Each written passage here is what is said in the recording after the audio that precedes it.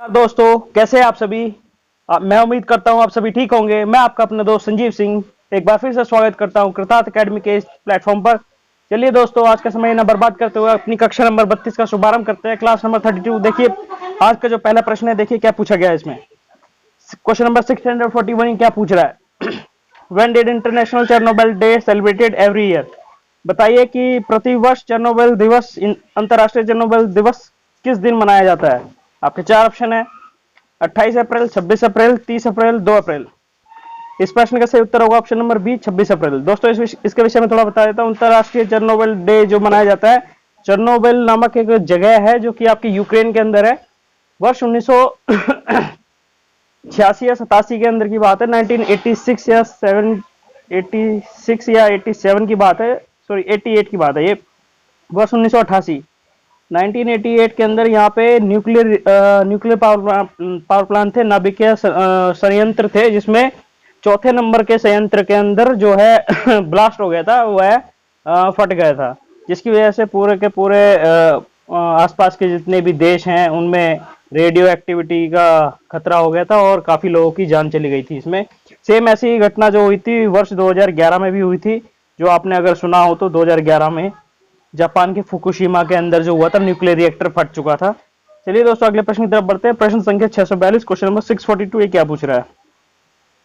The headquarter of Asian development bank is located at. दोस्तों ये आप इस चीज का ध्यान रखें, मैं आपको पहले भी बता चुका हूँ, जितने भी आपके इंस्टीट्यूशन है, गवर्नमेंट इंस्टीट्यूशन है, उनके हेडक्वार्टर्स, उनकी लोकेशन, उनके एस्टेब्लिशमेंट ईयर्स और उनके आपके उनके जो भी लोकेशन है, इनके विषय में जरूर आप पढ़ें।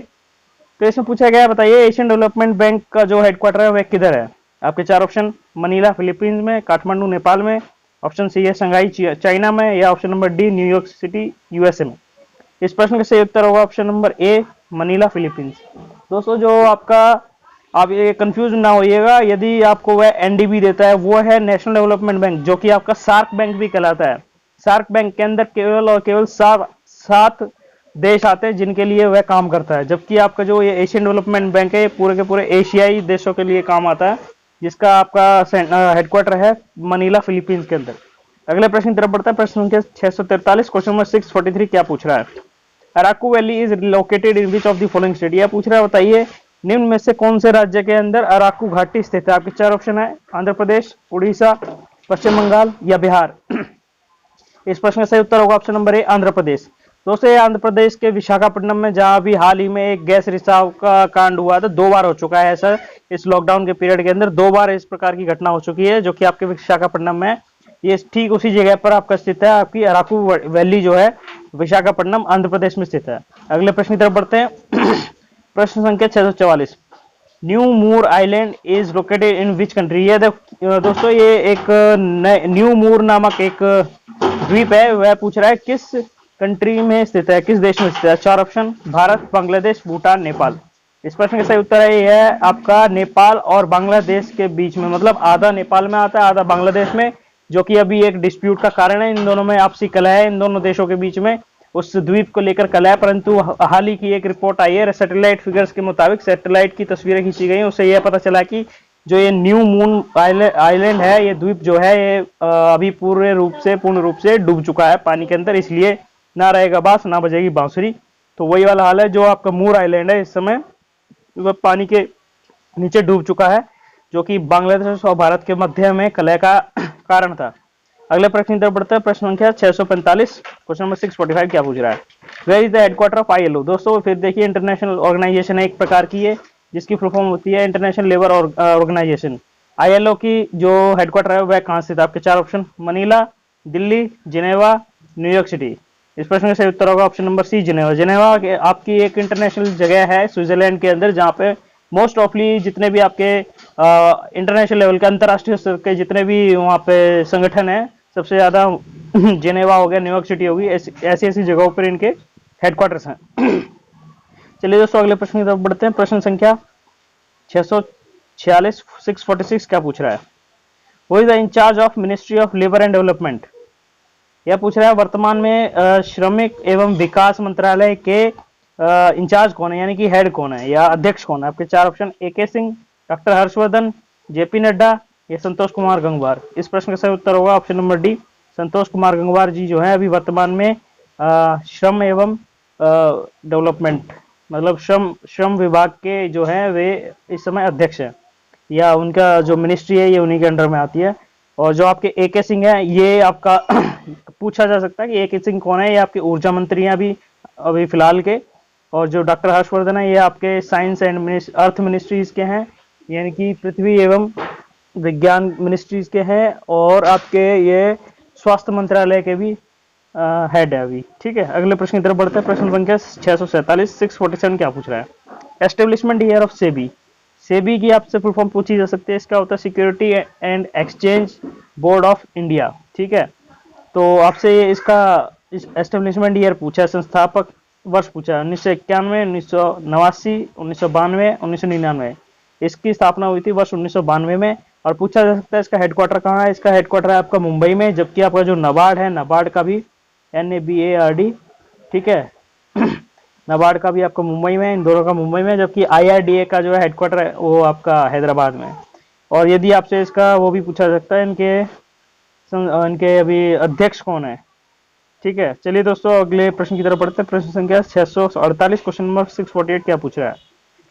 वो is the writer of see you की नामक एक किताब है जो कि एक चाइनीज लेखक ने लिखी है। बताइए निम्न में से कौन से चाइनीज हैं जो इसके लेखक हैं? आपके चार ऑप्शन, फाहेन, ह्यूसांग, इतिसांग, सुंगयुंग। दोस्तों इस प्रश्न का सही उत्तर होगा ऑप्शन नंबर बी, ह्यूसांग। ह्यूसांग जो है ये हर्षवर्धन के समय में आए थे। हर्षवर्धन जो थे आपके कन्नौज के राजा थे, और ये वर्ष 630 ईस्वी में 630 इस AD में आया था ये ह्यूसांग जो है हर्षवर्धन के समय में। और इन्हीं की एक किताब लिखी हुई है जो CU की।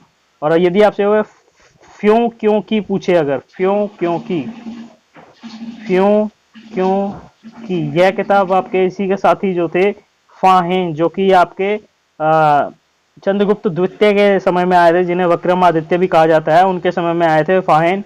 उनकी किताब है फ्यों क्यों की, जो कि आपके 399 में भारत आया था। अगले प्रश्न की तरफ बढ़ते हैं। प्रश्न संख्या 649 क्या पूछ रहा है? Which Harappan site is also known as mounts of dead. यह प्रश्न कई बार रिपीट हो चुका है, हद से ज्यादा यह रिपीट हो चुका है आज तक रेलवे और SSC के एग्जाम्स के अंदर, इसीलिए यह बहुत इंपॉर्टेंट भी हो जाता है। जितना क्वेश्चन जितनी बार जितनी फ्रीक्वेंसी जिस क्वेश्चन की रिपीटेबिलिटी ज्यादा होगी किसी भी एग्जाम के अंदर, वो मोस्ट से मोस्ट इंपॉर्टेंट हो जाता है। यदि वो नहीं होता है तो उसके आसपास का जो एरिया होता है, आगे पीछे के जो प्रश्न होते हैं, वो उसके ज्यादा करीब हो जाता है, इसकी हमारी एक्यूरेसी उसके आसपास की ज्यादा हो जाती है। तो देखिए ये पूछ रहा है माउंट्स ऑफ डेड, हिंदी में बोलते हैं मृतकों का टीला, इनमें से कौन सी हड़प्पा की साइट को कहा जाता है? आपके चार ऑप्शन, कालीबंगन, हड़प्पा, लोथल या मोहनजोदड़ो। इस प्रश्न का सही उत्तर होगा ऑप्शन नंबर डी, मोहनजोदड़ो।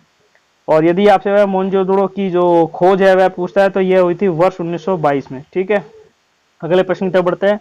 प्रश्न संख्या 650 650 क्या पूछा है? Gayatri mantra was taken from which of the following mandal of the Rigveda. Gayatri mantra जो है आपके ऋग्वेद में लिखा हुआ है, वह ऋग्वेद के कौन से मंडल से लिया गया है? आपको पहले बता दूं, इससे संबंधित पहले भी हम कई बार प्रश्न कर चुके हैं कि ऋग्वेद के अंदर 10 मंडल का मतलब होता है चैप्टर्स कह लीजिए या बुक्स कह लीजिए, 10 किताबें हैं। एक ऋग्वेद के अंदर 10 पार्ट्स हैं। ठीक है, उनके कौन से पार्ट में से आपका गायत्री मंत्र को लिया गया है? इस प्रश्न देखिए ऑप्शन तीसरे, 8वें, 9वें या 10वें। दोस्तों इस प्रश्न का सही उत्तर होगा ऑप्शन नंबर ए, तीसरे, यानी कि थर्ड जो आपका इसका मंडल है, तीसरा जो मंडल है, तीसरे मंडल से आपका गायत्री मंत्र को लिया गया है। और चलिए दोस्तों अगले प्रश्न की तरफ बढ़ते हैं। प्रश्न संख्या 651 651 क्या पूछ रहा है? Who was the founder of Chola dynasty.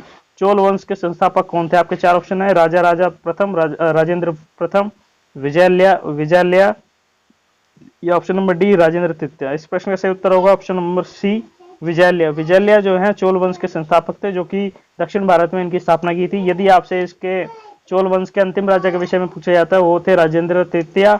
और यदि आपके सबसे ज्यादा देखिए, प्रथम तो ये है विजयालय और अंतिम है राजेंद्र तृतीय, परंतु आपका सबसे ज्यादा और प्रश्न जो पूछा जाता है, जो इनमें काम किया था उनकी पीढ़ियों में, वो थे राजा प्रथम, जिन्होंने बृहदेश्वर का मंदिर, ऐरावतेश्वर का मंदिर ये बनवाए थे। ठीक है, वहीं आपके राजेंद्र प्रथम जो थे, राजेंद्र प्रथम ने आपका श्रीलंका को सबसे पहले जो है जीता था राजेंद्र प्रथम ने, और जो जल सेना थी सबसे पहले राजेंद्र प्रथम के पास थी।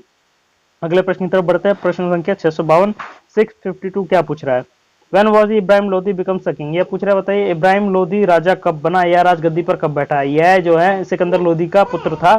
सिकंदर लोदी वही इंसान है जिसने आगरा क्षेत्र की, आगरा को अपनी राजधानी बनाया था, उसकी खोज की थी, उसकी स्थापना की थी, जो कि वर्ष 1506 में उसकी स्थापना की थी। तो यही पूछ रहा है, बताइए जो आपके इब्राहिम लोदी है वह राजा कब बना?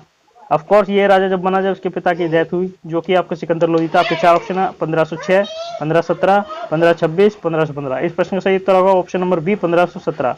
वर्ष 1517 ईस्वी के अंदर यह राजा बना, जबकि 1526 में यह जो है मुगल सम्राट बाबर के हाथों मारा गया, जो कि 1526 में इसकी हार हुई थी। इस प्रकार से इनका लोधी वंश का अंत हुआ और बाबर की स्थापना हुई भारत के अंदर। अगले प्रश्न की तरफ बढ़ते हैं। प्रश्न संख्या 653, 653 क्या पूछा है? इन विच ईयर साबरमती आश्रम was establish by Mahatma Gandhi? यह पूछ रहा है, बताइए महात्मा गांधी के द्वारा किस वर्ष में साबरमती आश्रम की स्थापना की गई? यह आपका गुजरात अहमदाबाद में स्थापना हुई थी इसकी।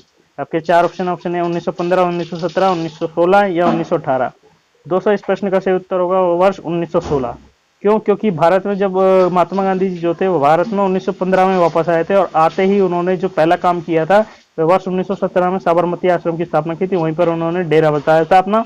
फिर उसके बाद धीरे धीरे उन्होंने अपने आंदोलन चालू किए। जो फिर अगला जो पहला आंदोलन इन्होंने जो किया था वह चंपारण का आंदोलन था, जिसे कि तिनकठिया आंदोलन के नाम से ही प्रसिद्ध, वर्ष 1917 में किया था उन्होंने। वो गए थे चंपारण में किसी और काम से, परंतु वहाँ जो हम उन्हें अनशन करने का, उनको जो मूवमेंट चलाने का जो पहली बार मौका मिला वो तिनकठिया आंदोलन से ही मिला, वर्ष 1917 में। अगले प्रश्न की तरफ बढ़ते हैं। प्रश्न संख्या 654, 654 क्या पूछा है इसने? In year 1929 Indian National Congress session was held at? यह पूछा है वर्ष 1929, काफी महत्वपूर्ण वर्ष है ये। भारतीय राष्ट्रीय कांग्रेस का जो वो हुआ था, जो मीटिंग हुई थी, जो अधिवेशन हुआ था भारतीय राष्ट्रीय कांग्रेस का वर्ष 1929 में, वह किस जगह पर हुआ था? आपके चार ऑप्शन, मुंबई, बेलगांव, सूरत या लाहौर। इस प्रश्न का सही उत्तर होगा option number D, Lahore. Lahore अधिवेशन जो हुआ था वर्ष 1929 में हुआ था। इसकी अध्यक्षता किसने की थी? यह की थी पंडित जवाहरलाल नेहरू ने, और यहाँ पर इन्होंने पूर्ण स्वराज की मांग की थी। चलिए दोस्तों अगले प्रश्न की तरफ बढ़ते हैं। प्रश्न संख्या 655, 655 क्या पूछ रहा है? What should be the minimum member of legislative council in a state? यह पूछ रहा है, बताइए किसी राज्य के अंदर विधान परिषद की न्यूनतम सीटें कितनी होनी चाहिए, या विधान परिषद के न्यूनतम सदस्य कितने होने चाहिए किसी राज्य के अंदर? आपके चार ऑप्शन ए 60, 80, 40 या 30। इस प्रश्न का सही उत्तर होगा ऑप्शन नंबर सी, 40। इसमें देखिए क्वेश्चन को समझिए पहले, वो पूछ क्या रहा है। यह पूछ रहा है कि देखिए अभी वर्तमान में हमारे भारत देश में केवल 6 राज्य ऐसे हैं जिनके अंदर विधान परिषद की परमिशन ग्रांटेड है। ठीक है, ये डिपेंड करता है उस राज्य के ऊपर कि वह विधान परिषद को चलाना चाहते हैं या हटाना चाहते हैं। यदि चलाना चाहते हैं तो वो कंटिन्यू करते हैं, नहीं तो उसे हटा सकते हैं। ठीक है, और यह है क्या, उसमें क्या होता है, एक और प्रश्न इससे जरूर पूछा जाता है कि यह पूछा जाता है अधिकतम संख्या क्या होगी, विधान परिषद के सदस्यों की अधिकतम संख्या क्या होगी किसी राज्य के अंदर? तो वह होती है 1/3। 1/3 किसके? आपके लेजिस्लेटिव असेंबली की सीट्स पे, यानी कि आपकी जो विधानसभा की जितनी सीटें होंगी उसका 1/3 से ज्यादा नहीं, मतलब 1/3 ही अधिकतम सीटें होंगी आपकी विधान परिषद के अंदर। अगले प्रश्न में बढ़ते हैं। प्रश्न संख्या 656, 656 क्या पूछ रहा है? In which article financial emergency is describe? दोस्तों इसमें पूछा गया, बताइए वित्तीय आपातकाल निम्न में से कौन सी धारा के तहत, या सॉरी वित्तीय आपातकाल निम्न में से कौन से अनुच्छेद के अंतर्गत आता है? आपके चार ऑप्शन 352, 356, 297 या 360। इस प्रश्न का सही उत्तर होगा ऑप्शन नंबर डी, 360। जो आपका अनुच्छेद नंबर 360 है वह बताता है आपका जो वित्तीय इमरजेंसी, भगवान की दया से अभी तक भारत में इस प्रकार की किसी ऐसी स्थिति का सामना नहीं करना पड़ा, क्योंकि इतना भी अपना हमारा देश गरीब नहीं है। जबकि आपकी जो बहुत इंपॉर्टेंट है, आपके जो अनुच्छेद नंबर 352 है, 356 है। 352 जो कहता है, ये कहता है कि आपके राष्ट्रीय आपातकाल, ये कई 2 बार लग चुका है, इंदिरा गांधी जी के समय में लग चुका है। ठीक है, राष्ट्रीय आपातकाल जब किसी देश को किसी बाहरी शत्रु से या आंतरिक कलह से खतरा होता है तो तब यह लगाया जाता है।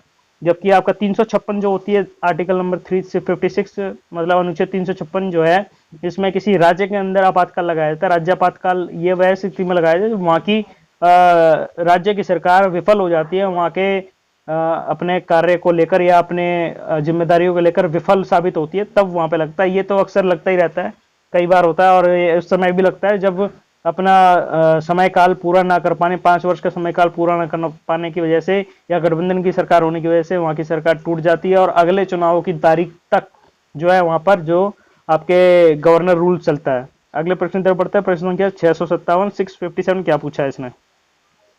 Who is the present chief justice of India? दोस्तों इसने पूछा है वर्तमान में भारत के मुख्य न्यायाधीश कौन है। आपके 4 ऑप्शन है। Option A justice Ranjan Gogoi, option B है आपका जस्टिस के वेणुगोपाल, ऑप्शन सी है जस्टिस अरविंद बोबड़े या ऑप्शन डी है आपका जस्टिस एन के सिंह। दोस्तों इस प्रश्न का सही उत्तर होगा option number C justice Arvind Bobde. ये भारत के 47वें, आपसे ये क्वेश्चन पूछा जा सकता है, ये भारत के कौन से नंबर के या कौन से स्थान के आपके ये मुख्य न्यायाधीश हैं। आपके ये 47वें स्थान के। इनसे पहले वाले जो पूछा जाएगा आपसे, इनसे पहले कौन था, तो ये थे जस्टिस रंजन गोगोई 46वें 46। अगले प्रश्न की तरफ बढ़ते हैं। प्रश्न संख्या 658, 658 क्या पूछ रहा है? विच of the following is the least electronegative element? निम्न में से कौन सा तत्व जो है सबसे ज्यादा ऋणात्मक मतलब न्यून ऋणात्मक है निम्न में से? या ये प्रश्न आपका ऐसे भी पूछा सकता है, बताइए पूरी आवर्त सारणी के अंदर, पूरी पीरियोडिक टेबल के अंदर सबसे ज्यादा, सबसे न्यून, सबसे कम, मिनिमम इलेक्ट्रोनेगेटिव एलिमेंट कौन सा है? लीस्ट इलेक्ट्रोनेगेटिव एलिमेंट कौन सा है? आपके 4 ऑप्शन फ्लोरीन है, कैल्शियम है, सेशियम है या magnesium.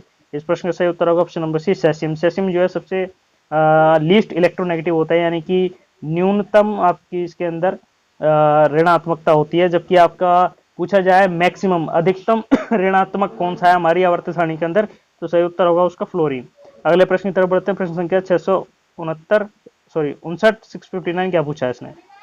What should be the minimum age limit to become member of parliament? यह पूछ रहा है सांसद बनने के लिए या हमारे संसद के सदस्य बनने के लिए, जिसे हम मेंबर ऑफ पार्लियामेंट या सांसद भी कहते हैं, सांसद बनने के लिए न्यूनतम आयु कितनी होनी चाहिए? आपके 4 ऑप्शन 35 वर्ष, 45 वर्ष, 25 वर्ष, 18 वर्ष। इस प्रश्न का सही उत्तर होगा ऑप्शन नंबर सी 25 वर्ष। देखिए यही जो है न्यूनतम आयु है किसी व्यक्ति के सांसद बनने की, 25 वर्ष होती है। 25 से अधिक कितना भी बन सकता है, लेकिन 25 से कम वर्ष का वह चुनाव में नहीं लड़ सकता।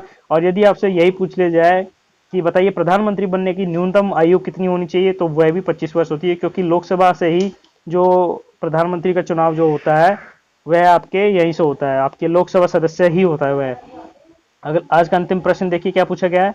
प्रश्न का 660 660 ये क्या पूछ रहा है? When did the national voters day celebrated? यह पूछ रहा है बताइए राष्ट्रीय मतदाता दिवस किस दिन मनाया जाता है?